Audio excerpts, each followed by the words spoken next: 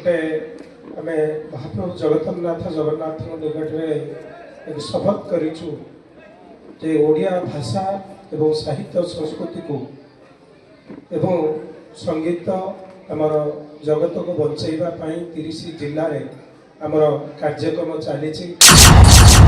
December 27 तारिख दिन सरस्वती कला परिषद कंदरपुर 22तम 3 दिनिया वार्षिक उत्सव पालन। 3 दिनिया राज्यस्तरीय प्रतिभा महोत्सव द्वितीय दिवस सरस्वती शिशु विद्या मंदिर प्रांगण में अनुष्ठित हो जाइछि। सभापति प्रतिभा शतपथी पौरोहित्य आयोजित होइथिला। सभारे संपादक अशोक पट्टनायक संपादकीय विवरणी पाठ करिथिबा बेले कोषाध्यक्ष इंजीनियर सेवक श्रीकांत अतिथि परिचय प्रदान करथिले।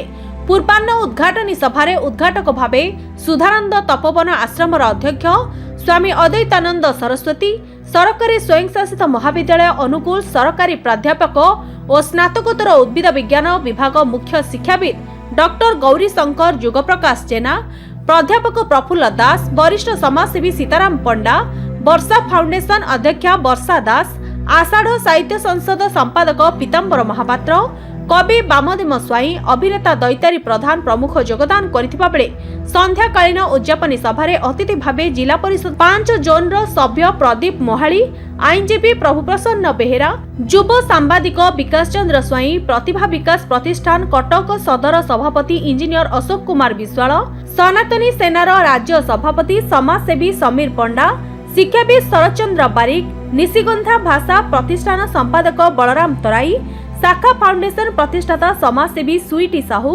युव सांबादिक विकास चंद्र स्वाई प्रमुख उपस्थित थिले। परिषदर समस्त कार्यकर्ता उपस्थित रही सहयोग करथिले।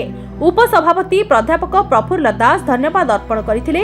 द्वितीय दिन में झोटी, भजन, नृत्य, आधुनिक नृत्य आदि सब जूनियर, जूनियर और सीनियर विभाग अनुष्ठित होइथिबा कृति प्रतियोगी मानकु पुरस्कृत करा जायथिला। कटकरू धीरेन प्रतिहारी रिपोर्ट, मुसिका न्यूज।